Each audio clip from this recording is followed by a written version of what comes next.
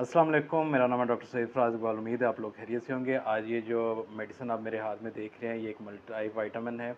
इसमें तमाम इलेक्ट्रोलाइट्स हैं, इसमें तमाम मिनरल्स हैं, इसमें तमाम ऑयल सॉल्युबल और फैट सॉल्युबल और वाटर सॉल्युबल विटामिन है। विटामिन बी1, बी6, बी12, उसके अलावा इसमें कॉपर है, मैग्नीशियम, इसमें मैग्नीशियम है और साथ में मैंगनीज़ भी है। अब मैंगनीज़ और मैग्नीशियम क्या चीज़ें हैं? ये दोनों अलग-अलग चीज़ें हैं।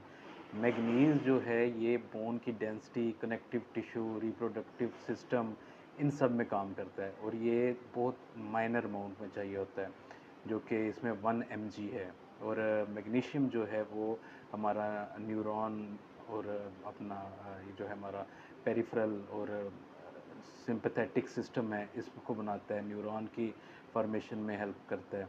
और इसकी जो है ये एक मैक्रो न्यूट्रिएंट है, तो इसकी अमाउंट थोड़ी बॉडी में ज़्यादा चाहिए होती है। तो इसमें ये दोनों है, मैंगनीज़ भी है और मैग्नीशियम भी है। अब बजाय मैग्नीशियम का आप एक सेपरेट साल्ट लें जिसकी प्राइस 2200 हो, तो उसके बजाय ये 30 गोलियाँ जो हैं ये 1100 में लेना ज़्यादा फ़ायदेमंद है। और ये न्यूट्रास्यूटिकल भी नहीं है, ये ऑथेंटिक प्रोडक्ट्स हैं।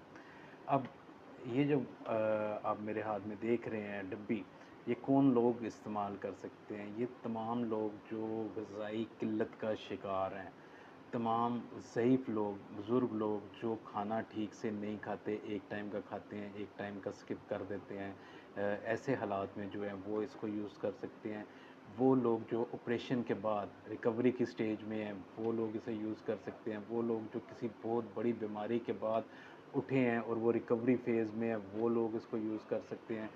वो लोग जो हॉस्टल वग़ैरह में हैं या किसी एक ही फूड के साथ स्टिक हैं, मतलब उनकी ग़िज़ा में ज़्यादा चीज़ें नहीं हैं, वो लोग इसे यूज़ कर सकते हैं। वो लोग जो थकावट का शिकार रहते हैं, कमज़ोरी महसूस होती है उनको, उठने पे चक्कर आते हैं, आँखों के आगे अंधेरा आ जाता है, सर चक्कर आता है, तबीयत भारी-भारी रहती है, वो लोग यूज़ कर सकते हैं। कौन लोग यूज़ इसे नहीं कर सकते? तो जो लोग बीपी के पेशेंट हैं, वो थोड़ा-सा इसको ऑब्ज़र्वेशन में रख के यूज़ कर सकते हैं अपने बीपी को। और जो हाइपरथायराइडिज़्म, थायराइड के मसले से दो-चार हैं, वो इसको थोड़ा केयरफुली यूज़ करें, क्योंकि इसमें आयोडीन है, तो आयोडीन जो है वो टीएसएच लेवल को बढ़ा सकती है, जिससे उनको थोड़ा इश्यू हो सकता है। कौन-सी एज में यूज़ किया जा सकता है? ये आप 12 साल के बाद जो है इसको यूज़ कर सकते हैं। 1 कैप्सूल डेली का आप यूज़ कर सकते हैं। लेकिन ये अगर मोस्टली अगर आप ये कहें कि दिमागी कमज़ोरी या इस तरह की चीज़ें जो हैं उनके लिए ये बेनिफिशियल है, तो ऐसा नहीं है। ये दिमागी कमज़ोरी को किसी ख़ास लेवल तक जो है वो कंट्रोल करती है। ख़ास लेवल तक मतलब ये कि अगर वो ग़िज़ाइयत की कमी की वजह से है, न्यूरॉन के ऊपर एक शीट होती है, न्यूरॉन शीट, वो डेवलप नहीं होती, जिससे न्यूरॉन की एक्टिविटी में फ़र्क आता है। वो विटामिन बी12 की कमी से होता है। तो ऐसे हालात में आप यूज़ कर सकते हैं। ऐसे हालात में आपको कहेंगे कि ये दिमागी उसमें काम आएगी।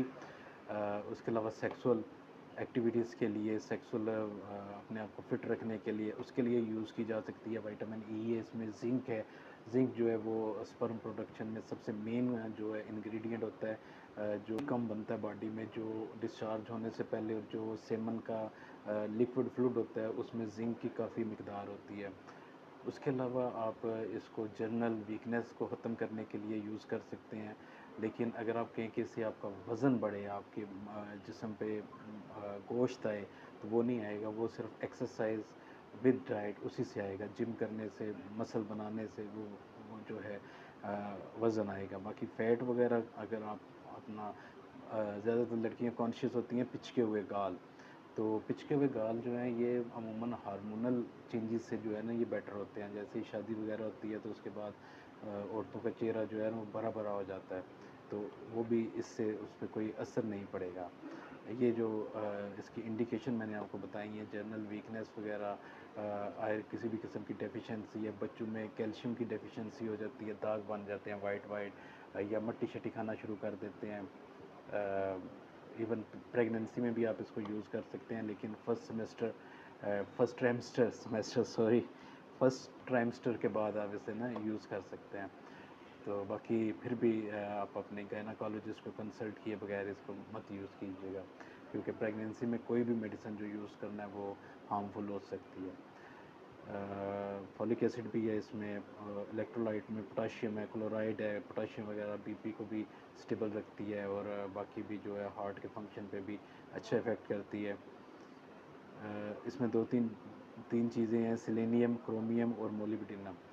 ये आपको थेराग्रान अल्ट्रा में भी मिलेंगी। थेराग्रान अल्ट्रा से ये एक स्टेप जो है वो नीचे है।